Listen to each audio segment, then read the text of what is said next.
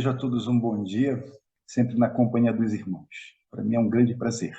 Eu estava observando, eu tenho um monte de estudos bíblicos. A gente hoje está fazendo um projeto na igreja, a minha família está chegando, já chegaram 2 filhas minhas aqui, graças a Deus.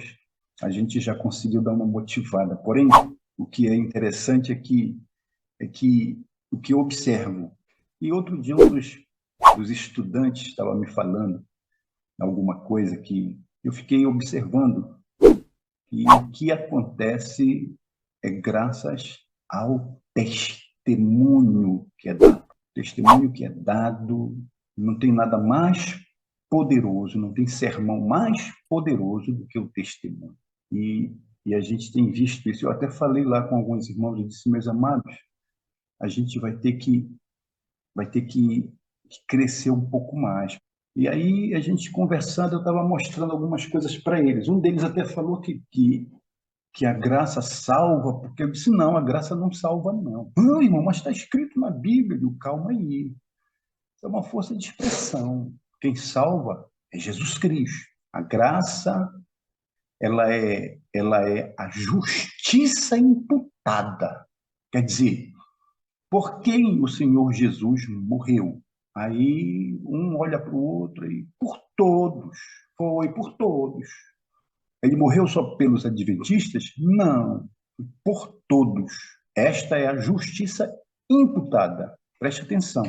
A justiça imputada é justamente esta graça. Todos têm direito à salvação, todos.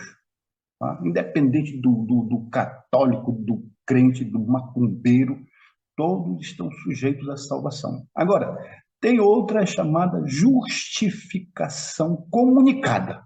Tá? Vocês entendem isso? Aí ficar olhando, vou explicar para vocês. O que significa justificação comunicada? A justificação comunicada é aquela que nos alcança e provoca em nós uma mudança. Aí eu citei o caso de um irmão lá. Irmão, fulano, você no passado gostava de tomar uma cervejinha, não é verdade? Aí ele disse, é. E eu perguntei, hoje você toma e gosta de tomar cervejinha? Ele disse, não. Eu perguntei, por quê? Ah, é porque agora Jesus me alcançou e tal, tal, tal. Você está entendendo? Isto é justificação comunicada. A justificação comunicada, ela implica numa resposta que você dá para Jesus Cristo. É aquilo que você diz, eu aceito o teu sacrifício. E esse aceitar faz com que você seja nova criatura. Então aí está. A justificação de Jesus Cristo, ela é dada a todos. A isto denomina-se graça. Muito bem. Todos estão sob a graça. Mas a graça não salva. Não significa que o indivíduo está salvo. Ele tem que receber a justificação comunicada, que é justamente esta possibilidade que lhe foi dada, transformando a sua vida. E você passa a ser nova criatura. E aí eu falei que deve haver obras. Aí tem aquela história de Martinho Lutero. Martinho Lutero era alguém que vinha de dentro do catolicismo. E lá ele sempre aprendeu que tinha que fazer obras. Só que as obras que lá eram propostas, elas implicavam em fazer algumas coisas, como dar esmolas, sabe, visitar as pessoas e tal, algumas ações que o indivíduo fazia para receber a salvação. Lendo a carta aos Romanos, Lutero descobre o seguinte, bem que no capítulo 3 da carta aos Romanos, o apóstolo Paulo escreve assim no versículo 28, Romanos 3, verso 28, Paulo fala assim, eu sei que vocês sabem, mas a gente vai abrir aqui o texto para olhar, e ele diz, no verso 27, onde está logo a vanglória? Né? Ele pergunta, é excluída. Aí ele diz, por qual lei? Aí ele responde, das obras? Aí ele responde, não, mas pela lei da fé. Aí no verso 28 ele diz assim, concluímos, pois, que o homem é justificado pela fé sem as obras da lei. Essas obras da lei aqui, ou essa lei aqui a que ele se refere, era justamente o que a Igreja Católica fazia. Era justamente o que no passado os fariseus faziam. A lei que estava lá envolvida era aquela lei de circuncisão, como escreve lá em Atos 15, verso 1, que se não circuncidar, não pode ter salvação, né? Era isso que falaram. E isto foi ensinado, e quando Lutero viu essa carta de Romanos aos Romanos, ele se assustou e disse: então, a gente não é salvo, não é salvo por obras, a gente é salvo pela fé, né? O justo é considerado justo pela fé. Agora, que fé? É justamente esta fé no sacrifício do Senhor Jesus, não na circuncisão, não no dar esmolas, não no fazer algumas atividades. E, observando cuidadosamente, muitas das vezes nós estamos incorrendo no mesmo erro do passado. Quando eu ouvi um sermão na igreja e a pessoa estava dizendo que quem come carne não vai para o céu, quem come carne não vai ser salvo, vai ser tirado do povo de Deus. Quer dizer, esta é uma regra que não é bíblica, não está na Bíblia. Isso não é a palavra de Deus. Então, aí começamos a ter que ter cuidados. O que nós precisamos compreender é que, eu até conversando com alguns irmãos aqui que comem muita carne aqui, eles comem muita carne, muito gado, muita coisa, muita carne eles comem aqui. E eu conversando com os irmãos, estava explicando isso para eles. Né? Não é prudente, não é sábio comermos carne. Isto sim, é o que Paulo fala aqui na mesma carta aos Romanos. Ele diz: melhor é não comer carne. Este é o conselho, a recomendação, mas ela não implica em salvação ou perdição. O ato não implica em salvação e perdição, porque lá é dito: o comer, o beber, não significa que vai te dar salvação ou não. Então, tem algumas coisas que a gente tem que cuidar. E percebo, alguns irmãos estão operando, estão obrando, fazendo uma obra para a salvação. Isto sim não deve ser feito. Isto sim não deve ser feito. Em muitos casos, os indivíduos estão cheios de coisas, como, por exemplo, eu conheço, eu falo pelo que eu vejo. Eu não gosto de comentar nada, eu não gosto de falar nada do que eu não tenho ciência, do que eu não conheço. Então, quando eu falo, é porque eu sou uma testemunha. Há irmãos rixados com irmãos, há irmãos que estão com raiva do outro dentro da nossa casa, dentro da família, na família cristã. Há irmãos enciumados pelo outro, irmãos que estão até, por exemplo, com ódio no coração. Então, a obra operada no indivíduo, ela é no indivíduo, vinda do céu, é a obra que está em Gálatas, capítulo 5. Isso aqui tudo vocês sabem, eu sei, mas não custa relembrar. Capítulo 5 da carta aos Gálatas fala assim, versículo 19, diz que porque as obras da carne são manifestas, as quais são, aí ele relata aqui, adultério, fornicação, impureza, lascívia, idolatria, feitiçaria, inimizades, contendas, ciúmes, iras, pelejas, dissensões, heresias, invejas, homicídios, bebedeiras, glutonaria, coisas semelhantes a estas, acerca das quais de antemão eu disse, vos declaro, como também já disse antes, que os que cometem tais coisas não herdarão o reino de Deus. Não herdarão o reino de Deus que cometem essas coisas. É isso que está acontecendo. Por exemplo, o indivíduo fala da obra do Espírito Santo até testemunha, mas na prática, no ato, você vê coisas. Você vê coisas que eu falei inicialmente. Não tem nada mais poderoso do que o testemunho. A nossa igrejinha aqui, ela esteve numa situação terrível graças ao testemunho que foi dado. O testemunho ele pode ser dado para a vida ou para a morte, infelizmente. E muitos testemunham para a morte.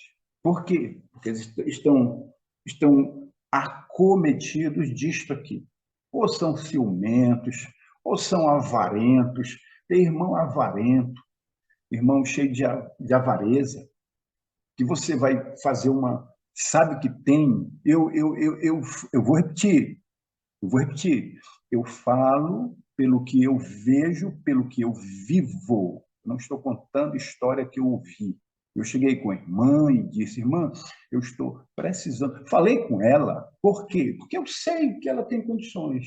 Eu não iria falar com ela se ela não tivesse condições. E eu precisava, naquele dia, de uma cesta básica, tá? Uma assistência. E eu não tinha. Aí eu peguei e disse, vou falar imediatamente com a irmã. É coisa pouca, não é para imediatamente. E eu fui lá com a irmã. Irmã, a gente está com um probleminha aqui e eu sei que a senhora pode resolver. É que eu estou precisando de uma cestinha básica para uma assistência imediata. Não sei o quê, para quando? Eu digo, é para agora. É para agora, porque não pode esperar, né? Coisa que não pode esperar. Aí a irmãzinha olhou para um lado, olhou para o outro e disse, olha, porque eu vou ter que fazer as contas para saber se dá. Eu digo, meu amor, é uma coisinha de nada. Eu tenho certeza que não vai. Não, é porque porque eu faço minhas contas, não sei o quê, não sei o quê. E eu sabendo que a pessoa tem condições. Tá? A pessoa tem condições. Uma criatura que troca de carro todo ano, uma criatura que viaja para a Europa, uma criatura. Não acredito que não tinha R$ 100 para tirar do bolso para fazer um cartãozinho de crédito, para vamos ali comprar uma cestinha e tal, tal, tal. Não acredito nisso. Mas sabe o que é isso? Muitas das vezes é avareza, sabe? Você pede uma ajuda para a igreja, aí a criatura se, como dizem lá fora, se enche de pernas, né? Então, ai, peraí, vou ver e tal. Meus irmãos, quem é avarento não vai para o céu, não. Quem é ciumento não vai para o céu, a palavra de Deus está dizendo. Quem tem inveja no coração não vai para o céu. Tá? Criaturas que estão iradas, rixadas com o irmão, criatura que tem, eu não gosto, eu odeio isso, não sei. Meu Deus do céu, meus queridos, não vai para o céu, segundo a palavra de Deus. Vai para o fogo. Está aqui escrito. Aí o indivíduo pega, recebe do eterno a justificação comunicada. Essa justificação comunicada, meus amados, ela é real. Ela é passada para o indivíduo, para o ser humano. Ele, ao receber, ele sente nele aquela sensação de que realmente esse copo de cerveja não é legal, isso aqui está errado. Começa a sentir, começa a perceber que realmente não tá de acordo. E aí ele vai tomando decisões. Claro que as decisões não são da noite para o dia. E ele diz, não, agora eu vou ter que parar com isso, agora eu vou ter que deixar aqui. Ele vai aprendendo. Quando ele começar a entender, ele vai aprendendo e o Eterno vai moldando aquela criatura, vai tornando aquela pedra bruta em algo precioso. E ele vai nesse crescimento. E aí é o processo de santificação. É esse crescimento diário. Você vai crescendo, você vai crescendo. Você não continua a mesma pessoa. É um processo e vai hoje melhor ainda mais. E vai aprendendo. Tem um dia desses aí que o indivíduo vê um negócio e ele diz, caramba, isso daí não está certo. Por exemplo, eu sou uma pessoa muito, muito, muito correta com as minhas contas e tal, e tal, tal, mas, na verdade, ele está sendo avarento e não sabe. Aí ele entende. Eu tenho que me desprender dessas coisas. Aí ele vai se desprendendo, porque a obra é do Espírito na vida dele. O Espírito Santo ele começa numa ação espetacular e o indivíduo que recebe isso, ele vai sendo tornada nova criatura. E aí, o que acontece? Capítulo 5, versículo agora 22. O fruto do Espírito é o ágape. Esse amor que está escrito aqui é ágape. É interessante. Que vocês sabem que no grego, aqui no grego, no Novo Testamento, que é grego, o amor tem três formas. Quando você vê escrito ali a palavra amor, você não pode entender simplesmente como nós, aqui no nosso idioma, amor, amor, amor. Amor é gostar muito. Amor é gostar muito, só. Mas no grego, não. Amor não é gostar muito. Amor tem definições diferentes, quer dizer, tem três formas diferentes. Uma delas é essa aqui, ágape, que é o que está escrito aqui, o texto original. Porém, o fruto, interessante que é, o fruto é singular, não são frutos. Tem que entrar este, que é ágape. Quando o ágape entra no indivíduo, ágape é aquele que está lá em 1 de João, capítulo 4, versículo 8, que diz: aquele que não ágape não conhece a Deus, porque Deus é ágape. Esse amor, ele é diferente dos demais, quer dizer, as outras duas formas são eros e phileo. São duas formas mais. São três formas que são escritas aqui no Novo Testamento, a palavra amor. Essa ágape, eros e phileo. A palavra eros é relacionada ao amor de um homem para com uma mulher. Quando fala nisto, está se referindo ao amor de um homem para com uma mulher. É interessante que o amor de um homem para com uma mulher é um amor que requer reciprocidade, requer resposta, feedback. Ele faz, mas ele quer receber dela a volta, o retorno. A mesma coisa é o amor filial, quando é o amor de pai para com o filho. É diferente do amor eros. Quando você ama seu filho, o amor que você tem para com seu filho não é o mesmo amor que você tem para com a sua esposa. Não é, é diferente. Você abraça o seu filho, você beija, você cheira, mas é completamente diferente. Porém, também espera uma resposta. Espera um feedback. Você dá amor para o seu filho, mas você quer que ele lhe cheire, lhe beije, você quer que ele lhe abrace. É o feedback. Isso é natural. Já o amor ágape é diferente. Ele vem para você, mas ele não espera a tua resposta, não. Quer dizer, se você gosta dele ou não. É interessante. Este é o chamado amor incondicional. Por isso que diz que ele, o eterno, é amor. Ele te ama. Mesmo quanto mais sujo tu estiveres, mais amor ele tem por ti. É que Paulo fala. Onde abundou o pecado, superabundou a graça. O amor é maior. O amor é maior. Não significa dizer que agora não vamos pecar, né? Pelo contrário. Não é para pecar. Senão vão confundir as coisas. Então, o amor dele é maior para conosco, porque somos pecadores. Porém, ele não espera a tua resposta. Ele não espera que tu o ames. Ele não espera. Ele te ama. Por isso que ele morreu por ti. Por isso que ele faz isso. Quantas vezes eu vejo em alguns casos, geralmente acontece quando as pessoas estão embriagadas. O indivíduo embriagado causa um acidente, morre não sei o quê, e o cara sai sem um arranhão. Eu aqui mesmo vi um desses. A gente vinha ali, porque aqui nas montanhas a estrada é muito estreita e tem abismo para todo lado. Aí nós vínhamos descendo, eu e um companheiro, vínhamos descendo no carro. Aí quando nós vimos lá na frente, já na subida, a gente viu uma poeira subir, de repente, uma poeirona subiu. Aí quando foi, logo, logo nós chegamos, em poucos segundos nós chegamos lá. O camarada vinha de mão contrária. Ele rodopiou na pista, subiu um monte, bateu lá em cima, na montanha, o carro capotou e se esborrachou para lá. Aí nós chegamos lá, chegaram também uns rapazes, aí a gente correu, entrou lá no mato e foi lá abrir a porta do carro e foi ver a coisa e tal, e tal, e tal. Aí o camarada saiu do carro, uma Hilux bonita, novinha. O cara saiu do carro, cambaleando. Aí eu olhei e falei para o companheiro, digo, esse cara está embriagado, esse cara está embriagado. Ele disse, não, acho que não, deve ter sido a pancada. Eu digo, não, o jeito dele é de embriagado, o jeito de olhar. Vamos lá, tiramos ele do carro, passamos para cá e descemos, e o carro lá virado. Aí, e agora, como a gente vai fazer? A gente desvira o carro, vamos desvirar o carro. Ele olhou para trás e disse, não, deixa esse carro para lá, vamos sair daqui, eu quero ir lá para Colinas. Os meninos estão indo para Colinas, aí disseram, estão indo aqui, vocês estão indo para Colinas? Estão. Todo mundo se conhece, é bacana aqui por isso. Vocês vão para Colinas? Vamos. Então leva ele aí no carro de vocês. Vamos vir aqui com a gente. Quando eu cheguei perto do cara, só álcool, o cara está embriagado até a tampa. O carro rodopiou, bateu, rodou e tal, e o cara saiu sem um arranhão. Às vezes a gente pensa, como é que isso acontece?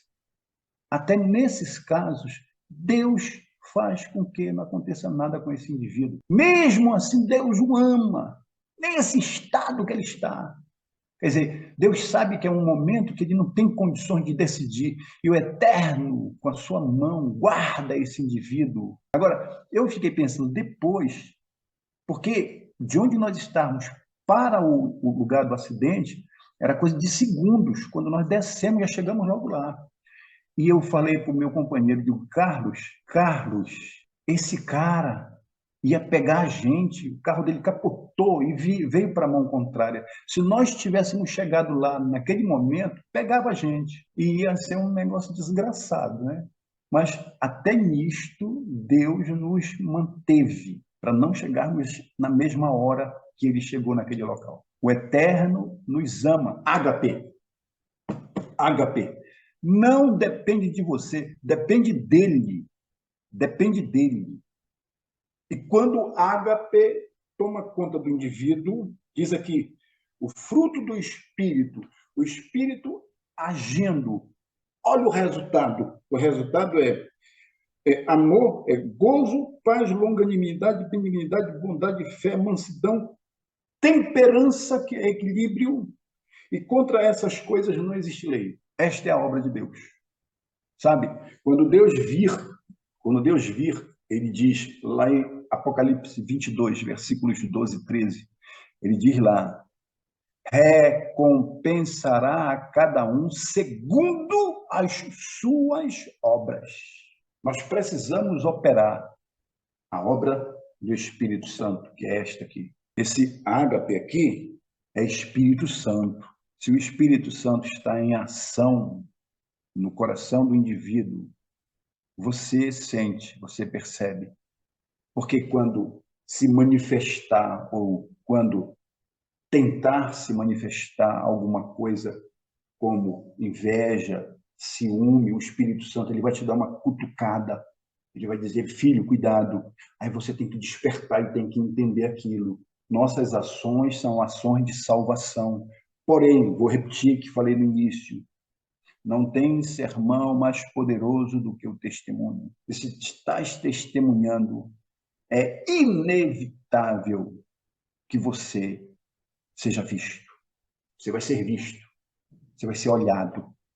Você vai ser copiado ou não, mas que as tuas ações sejam essas aqui, as ações do Espírito Santo. Nós seremos galardoados pelo nosso eterno Deus por aquilo que estamos fazendo. Está escrito aí em Mateus capítulo 16, versículo 27, Salmos 62, 12, você vê lá em Provérbios 24, 12, tudo isso diz que é pelas obras, mas estas obras, as obras do Espírito Santo. Haja, faça conforme a palavra de Deus te diz neste dia, em nome do Senhor Jesus Cristo. Amém. Amém. Nós oraremos agora. Vamos fazer uma oração. Pai eterno, santo Criador, estamos felizes pela reunião dos amados amigos e irmãos. Todos quantos participam desta sala pela manhã estão realmente necessitados de Ti. Inunda as almas para que possamos refletir a Tua luz. Dá-nos sabedoria nas ações, concede-nos, Pai eterno, o poder e a força necessários para que venhamos vencer o mal diariamente em nossas vidas.